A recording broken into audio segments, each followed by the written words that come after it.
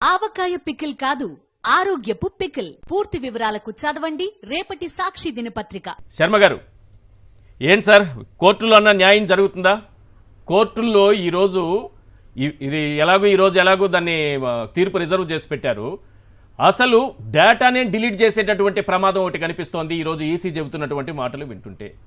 ఇది ఈ ఒక్క రాష్ట్రానికి సంబంధించింది కాదు, దేశం మొత్తానికి సంబంధించింది. సుప్రీంకోర్టుకు వెళ్లాల్సినటువంటి అవసరం ఉంది, కంటెంట్ ఆఫ్ కోర్టు కిందకి వస్తుందని రాజశేఖర్ గారు చెప్తున్నారు. అది కాదు సార్, మాటలు కాదు. మీకు ఇప్పుడు వాట్సాప్ లో జీవో పెట్టాను, వాళ్ళు ఇష్యూ చేసిన జీవో, అది సాక్షి ప్రేక్షకులకు తెర మీద ప్లే చేయమని చెప్పండి. వివిప్యాట్ స్లిప్స్ అన్నిటినీ కూడా 26/6/2024 ఆర్డర్స్ పాస్ చేశారు. కలెక్టర్ అందరూ అర్జెంట్ గా వివిప్యాట్ స్లిప్స్ అన్ని కౌంటింగ్ అయిపోగానే తీసేసేయండి, చేయండి ఆ వివిప్యాట్ మిషన్ లో నుంచి అని చెప్పారు. మరి వాటిని తీసేసి ఏం చేయాలనుకున్నారు, ఏమిటి?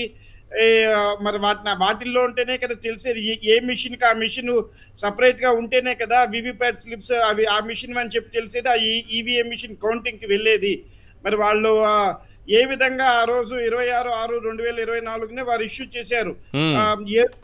అక్కడ కారుమూరి గారు వెంకటరెడ్డి గారు చెప్పినట్టుగా 7 రోజుల లోపల ఎవరైతే అప్లై చేస్తారో వాళ్ళందరివి ఖచ్చితంగా 45 రోజుల్లో, అవునండి, 7 రోజుల లోపల అప్లై చేసిన వాళ్ళందరివి ఉంచాలి వివిప్యాట్ స్లిప్స్. అంతేకాకుండా ఎవరైనా ఎలక్షన్ పిటిషన్ ఏదన్నా వేస్తారేమోనని చెప్పేసి ఆ వివిప్యాట్ స్లిప్స్ అన్ని 1 year పాటు భద్రపరచాల్సిన బాధ్యత కూడా ఉందండి.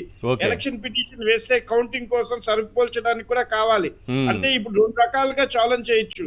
ఒకటి యాజ్ పర్ సుప్రీంకోర్టు ఆర్డర్స్ ప్రకారం 7 రోజుల లోపల ఎవరైతే డబ్బులు కడతారో వాళ్ళందరికీ ఖచ్చితంగా 45 రోజులు ఉంచాలి. కానీ 20 రోజుల లోపే వారు ఆర్డర్స్ పాస్ చేసి అవన్నీ తీసేసేయండి అని ప్రకటించారు. ఇంకొకటి ఎలక్షన్ పిటిషన్ ద్వారా ఎవరన్నా కనుక ముందుకు వెళ్తే వాళ్ళందరివి కూడా భద్రపరచాల్సి ఉంటుంది. వాళ్ళ 30 days లోపల ఎలక్షన్ పిటిషన్ వేయడానికి ఉంటుంది. మరి ఆ 30 రోజులు ఈ 45 రోజులు ఉంచాల్సింది పోయి 20 రోజుల్లోనే అందరూ కలెక్టర్లందరికీ ఇచ్చేసి అర్జెంట్ గా మీరు అవి తీసేసేయండి అని ఏ విధంగా ఆర్డర్స్ పాస్ చేశారో ఏమో తెలియదు. ఈ ఎలక్షన్ కమిషన్ ప్రక్రియని ప్రక్షాళన అవ్వాల్సిన సమయం వచ్చిందండి. ఎవరైతే చీఫ్ ఎలక్షన్ కమిషనర్ గా స్టేట్ లో కానీ సెంట్రల్ లో కానీ చేస్తారో వాళ్ళకి 5 ఏళ్ల పాటు ఆ గెలిచిన ప్రభుత్వాలు ఏవి కూడా ఎటువంటి ఫోకల్ పోస్టులు ఇవ్వకుండా చేయటం జరగాలి. లేకపోతే ఎలక్షన్ అయిపోగానే ఇమీడియట్ గా సుప్రీం కోర్టుకు పరిగెత్తాల్సిన అవసరం ఉందా లేదా?